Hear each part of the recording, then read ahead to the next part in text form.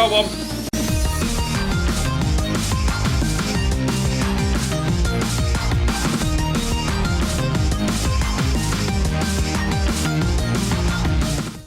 Hi guys, welcome to the Friday night rant, and my god, the world has gone crazy for Pokemon. So yeah, the first thing I want to talk about this week is Pokemon Go, which, as every man and his dog on the planet knows, everyone's gone crazy over it. They've heard mixed things saying our kids are going to get snatched, this is the best thing that's ever happened, and yeah, I've said in the past that I've never been massively into Pokemon. Joe is, and maybe some memorabilia behind me, I don't know, but nonetheless, I thought I've definitely got to try it, you know what I mean? It seems fun, and the thing is, I always enjoy something that's different.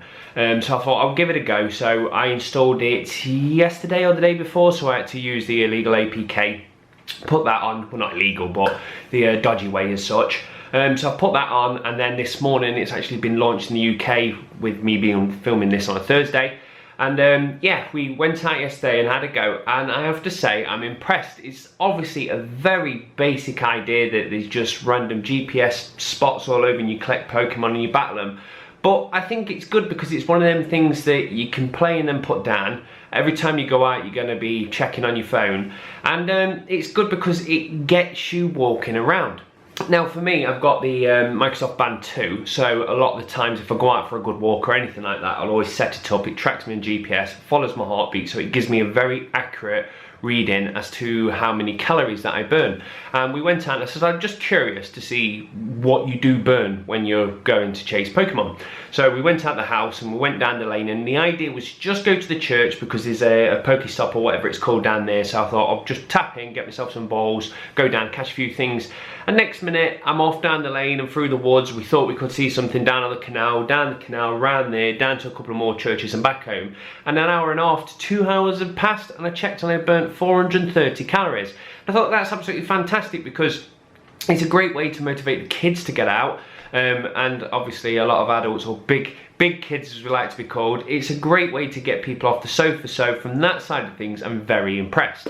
But obviously this kind of game does come with a downside. The problem is people are glued to your phone. You just sat down looking constantly at your screen, and I've not bumped into anything like that, but you could see how easily you could, and especially a kid that's just an idiot is the best way to put it, but you could easily walk into the road. I can see how it can happen.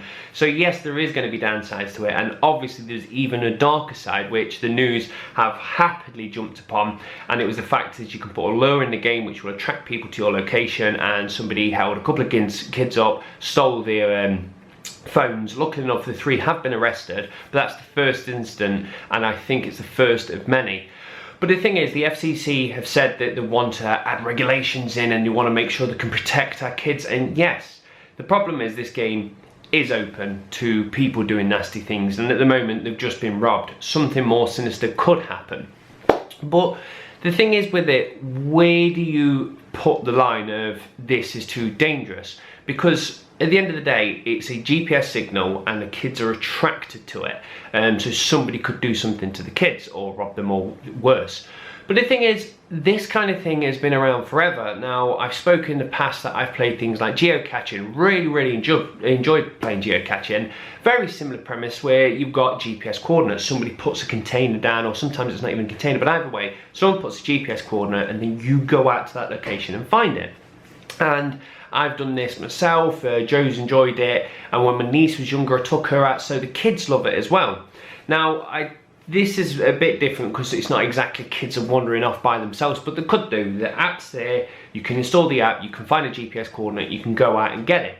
Now, somebody could do the same thing. You could have a paedophile, for instance, who sets a GPS coordinate out a barn. All he needs to do is put a little container there, so if an adult turns up, they find a geocache, well, that's fine, and off they go. But he could be looking, waiting for that one child that turns up. Now, the chance that happening is slim because it's not exactly you're going to be getting thousands of people turn up to get a geocache. Probably the one I planted in the woods, on a sunny day, you'll probably get 3 visits a day. But nonetheless, 3 people come to this GPS coordinate that I've set up, and that could be a trap.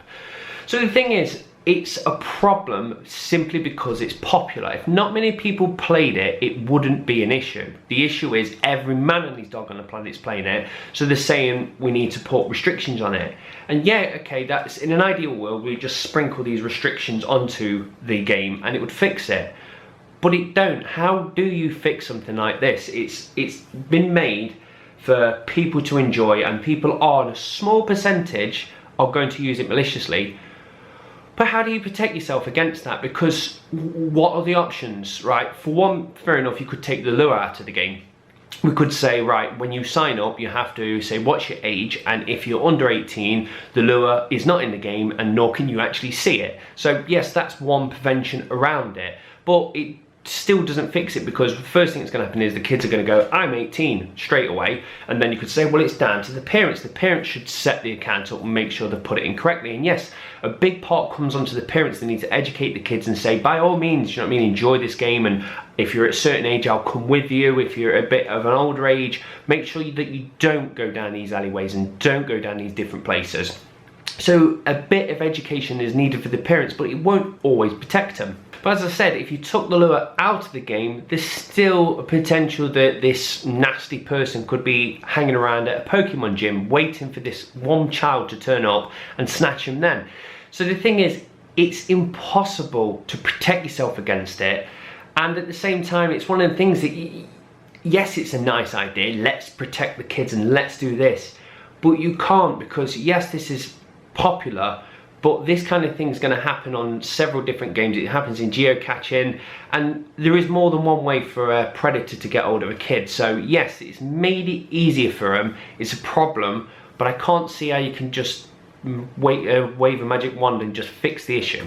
But that aside, yes, I am quite impressed by the game. Like I said, I can see myself being quite addicted when I go out on a bike ride. I am going to be looking for Pokemon to find the ones that I haven't collected. I'm only level 4 at the moment, so I've not actually had a gym battle. Joe got to level 5 last night because she sat in bed probably burning incense. And yeah, we went to IKEA today, which is our I was going to say local gym, but it isn't. There's one around the corner. But either way, went to IKEA. Joe had a little battle. She lasted about 1.2 seconds. I don't think she wanted me to tell everyone, but she got battered. But yeah, it seems an absolutely fantastic game, and if it forces me to go out more and burn off calories, that is a great thing in my eyes. So the next thing I want to talk about is more Nintendo. This seems very odd, a Friday night rant where I talk about Nintendo, followed by talking about Nintendo. Normally, the best we get to talk about is a bit of Donkey Kong DLC, but it seems like they're awake at last. Right, so I've got to look down on my sheet now to get this name right, and it is the Nintendo Classic Mini. The reason I've got to look down at it is because there's a Nintendo Classic Mini and there's a Nintendo Mini Classic, which was already out. And yes, Nintendo's naming conventions are never the greatest thing when it comes down to confusing people.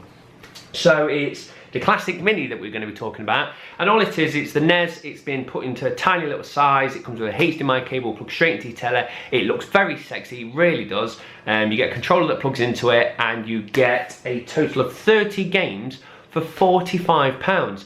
Now I think this is ridiculously good value, because a lot of people like Sega will get a bunch of their old games and put it onto a classic disc and sell that as a game, and that will sell for about £40. So for an additional £50 if you shop at Game. But anyway, for £45 you're getting that equivalent with all these classic games, but in a piece of hardware that looks incredibly sexy, and it's as cheap as just a disc. So I think it's a really clever thing for them to do, especially that price plan.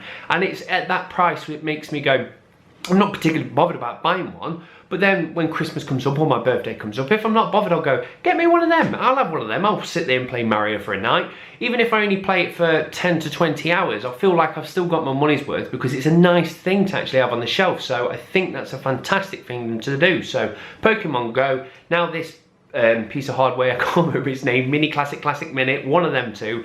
So that's that, and then obviously we've got the NX around the corner, so I'm very excited to see what that's going to do. And it feels like Nintendo's getting stronger again now, and they're going to be a contender again. So the last thing I want to talk about before I skedaddle, it is just a touch on what I spoke about last week, and it is Xbox Fitness. Now, the thing is, they announced they're going to shut down the service, and I said I wasn't going to take it. So what I did is I started my own website, and I would put the link down below, but I've just deleted it now because we won kind of ish. In my heart, we lost, and the reason I think we lost is because the service is going to be continued to shut down. That we didn't do anything and said nope, we're going to shut it down, but we did get our money back, which is good. But the point is, there was a problem, and what I did is I went out and I made a website and I put on there, we either want to be refunded, we want the service to stay, or we want you to change the service so we can still get our content. So I made 3 different areas that we wanted to do, and if you want this, do this, if you want that, email Microsoft. So I made a website for people to rally behind, and what I noticed is when I made this website, no one cared. And it's not because it's Xbox Fitness, because I was tailoring it at the people that it affected. What I noticed is when I sat there on my soapbox and went, this is fucking disgusting, everybody loved it, especially on Reddit. Everyone's like, oh, vote, woo, we hate this, we love stamping on things and moaning about our consumer rights. But then when the thing comes around saying, let's do something about it, no one's bothered. Everyone's like, yeah, you do that, mate. So it seems like a lot of the time when things like this happen, people enjoy to moan more than they do to actually try and carve the way for change. So yes, either way, Microsoft have turned around now and said, yes, we're going to issue refunds. I've had my refund, many people have. And I even got an email from Phil Spencer himself, which I think is terrific, because I thought I'd email him. I emailed Major Nelson saying, can you please make sure you get to this, Phil? And it was a real big long letter simply saying that obviously if it's not making money, I understand why you're going to get rid of the service, but I'd like you to run it at a loss anyway, like it's a charity, because it is doing something good for people's lives. It's combating obesity and it's making people fit, and in my eyes that's worth running it at a loss, because it's not going to lose millions. It's just a couple of servers that are kept on. But anyway, I got an email back from Phil Spencer himself explaining that it really is a minute amount of people that actually play it, and he's gutted to see the service go, and he thinks him and his team's made a fantastic thing, which he has. So it's great to see that Phil actually got back to me.